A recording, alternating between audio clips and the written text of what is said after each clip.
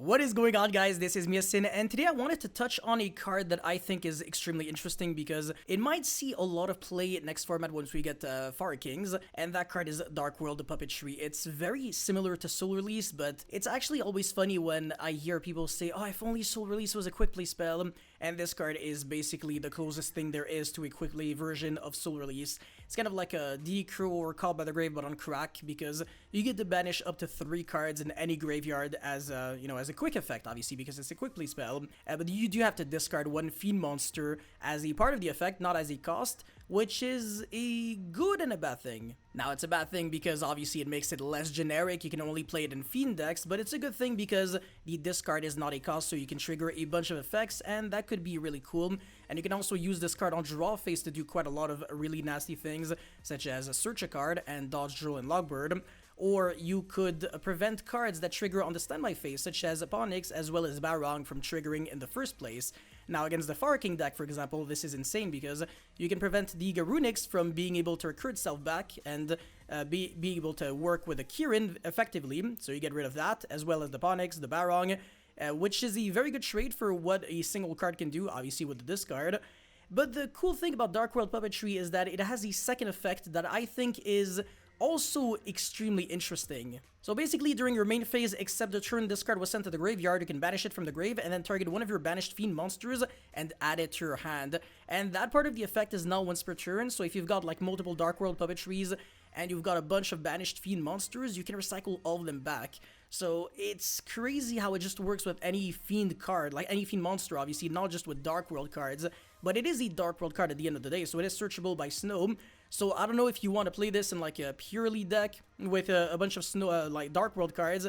It could maybe work. I don't really recommend it because obviously if you draw a handful of like purely cards, this card's not going to be doing anything. But this is the kind of thing that you can play in a bunch of decks, actually. So let's look at it. You can play it in Unchained because obviously every single monster in the Unchained deck is a Fiend, so you can discard Sharvara and Shyama for free value. In case you draw them, obviously Sharvara now is at 1, and Shyama was already a 1-of before, unless if you want to play 2 or something for some reason. In the Inferno deck, which is relevant because that deck is going to be getting very good support very soon, you could be discarding just about any Inferno monster and it's free value because they do the same thing whether they're in a hand or in the graveyard. So that's actually really nice, and again, the graveyard effect allowing you to recur back one of your banished Fiend monsters is extremely relevant here because if you can banish a Decatron, you are guaranteeing yourself a follow play for next turn. So I really like that. It looks like the discard is a neg, but it's really not. And again, the fact that it's a quick play spell is just incredibly convenient here. But yeah, very nice in Infernoid, and obviously in Dark World it's really nice because it's searchable. So it's I think the Fire King matchup for Dark World should be a joke. Actually, if you're not getting drilled, there's realistically no way you're losing. Yeah, Dark World is kind of looking dangerous here. And you could also pop the, discard the Grapha and then destroy the IP Masquerena on the draw phase so that it can't chain its effect to like link into the SP while banishing everything from your opponent's graveyard. So no Promethean Princess, no Barong, and no whatever Garunix, so that your opponent will basically lose every single one of his in-engine interruptions. That's a little filthy, honestly. Yeah, very nasty in, like I said, a Dark World for a bunch of reasons. Now, this is where it gets very interesting. This card is nasty in Labyrinth as well, because obviously all of your monsters are, yet again, Fiend monsters. You can discard the Lovely if you happen to draw it because it does nothing in your hand, because the Big Welcome summons from the hand deck or graveyard. You can still revive it back from the grave.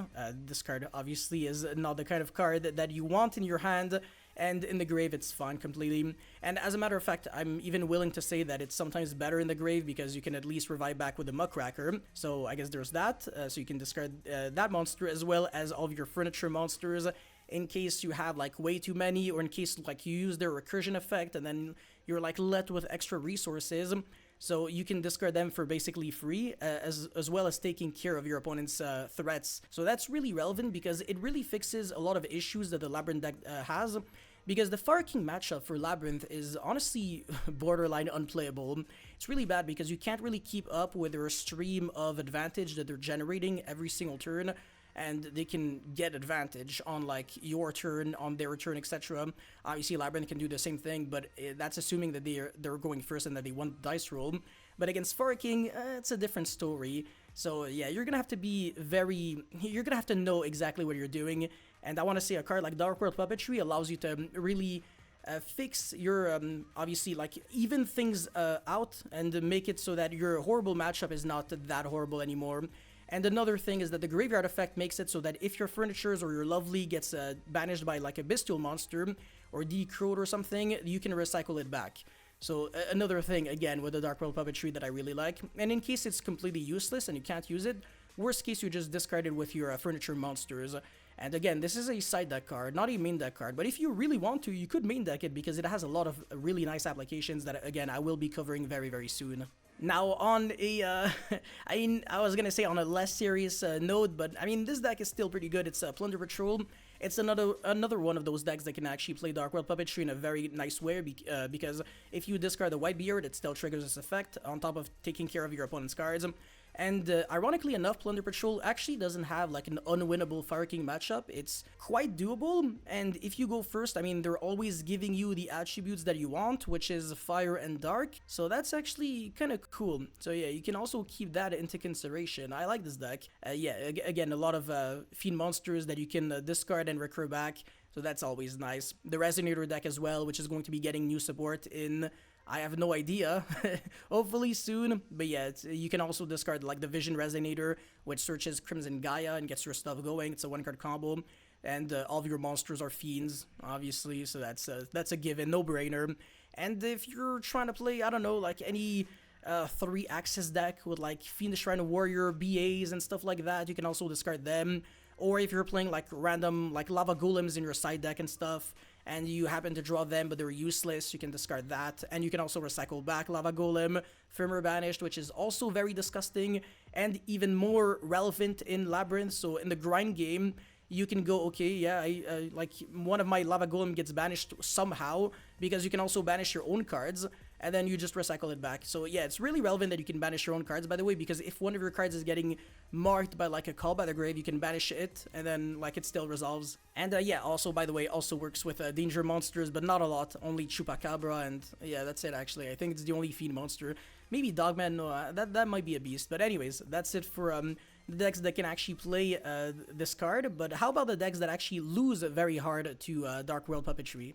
So outside of the obvious Fire King deck, which gets like murdered by this card for obvious reasons, there's also Snake Eyes, because Flamberge very specifically has to revive back 2 level 1 fires from the grave, not up to 2. So if you make it so that they only have 1 level 1 fire in the grave, their Flamberge will die and do nothing. So that's also a way to like cut them off from their follow-up, because Flamberge floating into 2 monsters that search 2 cards is not really what you want to see. You gotta watch out for that card. And against Tier Elements, it's also pretty good, but also only really if you're going first. But if you're going second, it's also not too bad. If they're triggering the effect of their Kaleido Heart, you can banish it, and then they lose it. So again, a lot of decks can do that. I mean, well, you can play this card to counter that. And against Unchained, it's only good going first if you want to banish their Shyama. That's it, honestly, and it's not even that good. Against Labyrinth, it's also really good. So in the Labyrinth mirror match, if you've got this card, you're going to have a huge advantage, because you can banish your opponent's Welcome, Big Welcome, as well as Lovely or Furniture monsters, and potential targets for Transaction Rollback, or Transaction Rollback itself, or Rumpelteufel, because there's just so many graveyard effects. So with like the majority of the deck being able to like a target for Dark World Puppetry, it makes sense why Labyrinth would be, again, not only a deck that can play it, but also a deck that can lose to it. Now again, speaking of Labyrinth, it's no secret that the deck has a very horrible matchup against Runic-based strategies, because their Hugin allows them to protect all their cards, and the Fountain gives them like an infinite grind game that makes them pretty much on par with Labyrinth in terms of resource management. So being able to banish all their 3 runic spells with this, because it banishes, again, any 3 cards, up to 3 cards from any graveyard, not necessarily monsters. You can also banish spell cards with your Dark World Puppetry. So being able to banish the 3 runic spells that are being targeted by Fountain is absolutely massive, and they can't really do anything about that. So yeah, very nice that you can do that. And again, also against Horus decks, it's insane, because they just discard like a bunch of Horus monsters, and then you just banish all of them, and they get like no recursion. So yeah, I also like it against them.